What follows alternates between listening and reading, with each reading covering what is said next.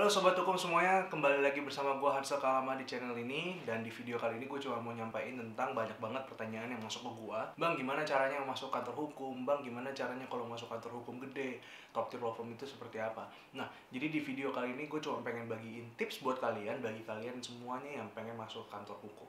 Oke, jadi gue punya beberapa tips di video kali ini bagi kalian yang mau masuk kantor hukum, terutama kantor-kantor hukum besar. Tips pertama, kalian harus ketahui dulu kantor hukum yang kalian inginkan dan tentunya spesialisasi yang kalian inginkan, karena setiap law firm biasanya memiliki spesialisasi yang berbeda-beda. Ada yang misalnya law firm yang spesialisasinya di litigasi, ada law firm yang spesialisasinya di corporate, ada juga yang misalnya di mineral dan batu bara atau pertambangan dan sebagainya. Jadi dari banyak aspek itu, dari banyak subjek-subjek tersebut, tentunya kalian harus tahu yang mana yang kalian inginkan dan tentunya sama apa yang kalian inginkan. Misalnya kalian maunya di bidang banking, ya kalian cari law firm yang memang top di bidang banking. Nah, biasanya kalau top tier law firm ya mereka udah mulai menjangkau semuanya, jadi semua bidangnya tersebut ada dan biasanya cukup baik. Nah, untuk memastikan ini kalian bisa cek websitenya langsung, kalian bisa cari kantor hukum yang kalian inginkan, atau kalian cari di Google misalnya kantor hukum yang terbaik di bidang ini. Nah, jadi nanti kalian bisa cari dari situ. Oke, yang kedua, kalian harus ketahui persyaratan untuk application-nya. Nah, banyak yang sering nanya gue, Bang, kalau gue masuk kantor hukum gede, misalnya contohnya seperti HHP, atau misalnya seperti SSCK, atau misalnya seperti AHP, itu gimana caranya, Bang? Nah, itu gue sebenarnya jawabannya cuma simple aja. Kalian cek websitenya dulu. Jadi di websitenya biasanya kan di situ ada tulisannya nih buat karir. Nah, di karir itu bisa ada persyaratan dan requirements itu apa yang mereka butuhkan. Nah, kalau misalnya kalian udah merasa bisa fulfill the requirements, ya kalian tinggal apply aja.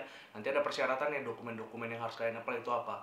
Misalnya resume, application letter, biasanya sih itu yang paling umum. Nah, kalian bisa kirimkan email langsung, CV dan application letter kalian ke email yang memang diharuskan untuk dikirimkan. Nah, yang ketiga, kalian harus tentunya, kalau misalnya kalian sekarang masih mahasiswa atau kalian sudah bekerja, ya kalian banyakin experience kalau bisa ya, supaya kalian nantinya pas di resume kalian itu kalian bisa menjelaskan secara lengkap apa pengalaman-pengalaman yang kalian punya yang relevan dengan kantor hukum tersebut, yang nantinya akan membantu kalian atau menunjang kegiatan kalian ketika kalian bekerja di law firm tersebut. Misalnya kalau masih mahasiswa, kalian harusnya partisipasi dalam ikutan lomba atau misalnya organisasi-organisasi, itu juga bagus. Tapi yang biasa sih kalau gua saranin yang paling bagus itu lomba, sama misalnya lomba-lomba internasional. Ini kalau kalian masuknya ke corporate law firm ya, atau ke top tier law firm biasanya. Nah, kalau misalnya kalian masuk ke kantor-kantor hukum yang litigasi, kalian banyakin ikutin peradilan semu yang nasional tuh, seperti moot court competition yang misalnya kayak ALSA dan sebagainya. Itu bagus-bagus supaya kalian bisa latihan, jadinya nanti kalian tahu bagaimana caranya menyusun sebuah dalam suatu perkara itu ada misalnya prosesnya seperti apa, dakwaan seperti apa,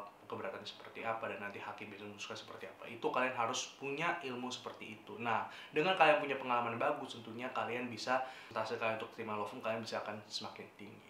Oke, nah untuk yang keempat adalah kalian tentunya harus persiapan ketika written test. Jadi misalnya tadi persyaratan administrasi kalian sudah diterima dan itu misalnya sudah bagus semua, tentunya kan mereka akan manggil untuk tahap selanjutnya. Biasanya tahap selanjutnya itu akan terdiri dari written test sama interview nantinya setelah written testnya memang dinyatakan lolos. Nah, untuk written test ini yang perlu kalian siapin tentunya seperti tadi, berkaitan sama poin pertama, tergantung law firmnya spesialisasi di bidang apa. Karena biasanya pertanyaan-pertanyaan di bidang written test itu tidak akan jauh-jauh dari apa spesialisasi dari law firm tersebut. Tapi kalau misalnya kayak top tier law firm, biasanya ya mereka juga akan, tapi seputar dunia korporasi biasanya.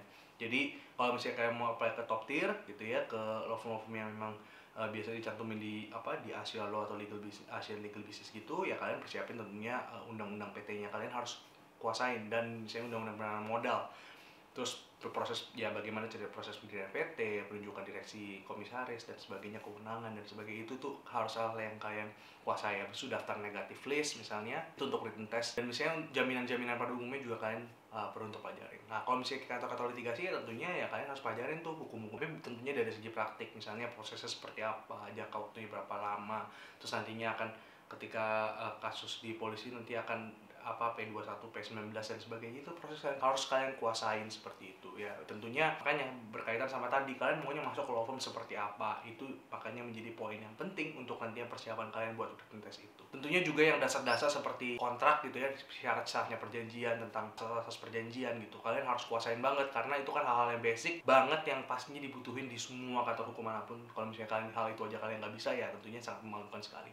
Misalnya kayak pertanyaan, apakah kontrak itu sah apabila ada materai, kalian nggak bisa jawab itu, ya tentunya kalian ya iya banyak banget tentunya law firmnya akan kecewa dengan performa kalian kalau si jawaban seperti itu nggak bisa. Oke, nah tahap kelima kalian harus persiapin mental kalian untuk interview, karena biasa di interview ini kalian bisa berhadapan langsung antara mungkin associate dari law firm tersebut atau mungkin langsung ke partnernya, atau kalau yang ada bule-bulenya biasa sama bule-bule juga sekaligus. Di situ kalian bisa pakai bahasa Inggris atau bahasa Indonesia, itu tergantung law firmnya. Kalau misalnya top tier biasanya pakai bahasa Inggris, tapi kalian juga bisa lihat nih kalau misalnya interviewer nanti ketika mulai manggil kalian itu pakainya bahasa Indonesia atau bahasa Inggris, ya kalian bisa lanjutin aja pakai bahasa itu sampai memang disuruh sebaliknya. Kalian tentunya juga harus menjelaskan secara rinci apa yang ada di application letter kalian. Biasa di application letter itu akan mencantumkan tentang tadi sejarah kalian ya. Biasa apa yang menjelaskan yang ada di CV atau di resume. Jadi kalian ketika interview kalian menjelaskan tentang diri kalian. Terus nanti kan ada pertanyaan-pertanyaan. Biasanya ada yang mungkin ada pertanyaan-pertanyaan tentang hukum, ada juga yang nggak ada pertanyaan tentang hukumnya. Itu tergantung law firmnya. Kalau dari pengalaman gue, waktu itu gue pernah ada yang pertanyaan hukum.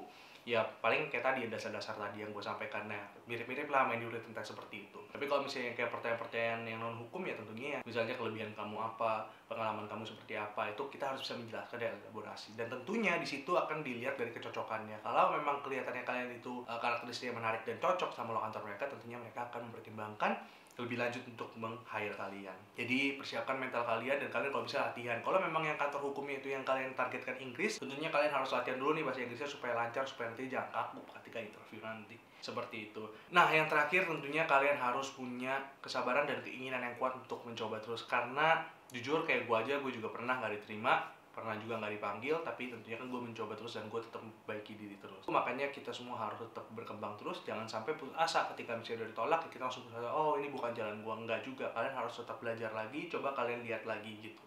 Nah kayak misalnya dari mulai cara menyusun CV, menyusun application letter, itu kalian bisa cari-cari contoh-contoh di Google tuh banyak. Kalau bisa ikutin contoh-contohnya dari luar negeri, karena itu biasanya lebih bagus-bagus gitu. Nah apalagi kalau di hukum ya jangan banyakin desain-desainnya lah biasanya, karena kalau misalnya desain-desain terlalu banyak ya itu kan kayak jurusan desain atau jurusan lain. Sedangkan kalau kita di hukum kita kan nggak ada berkaitan sama desain-desain dan sebagainya. Jadi kalau bisa kalian coba ikutin template-template misalnya kayak Harvard itu mereka punya juga template resume atau application letter. Terus di Oxford semua kampus-kampus gede biasanya ada, kalian bisa pakai contoh dari situ untuk kalian gunakan buat CV dan application letter kalian.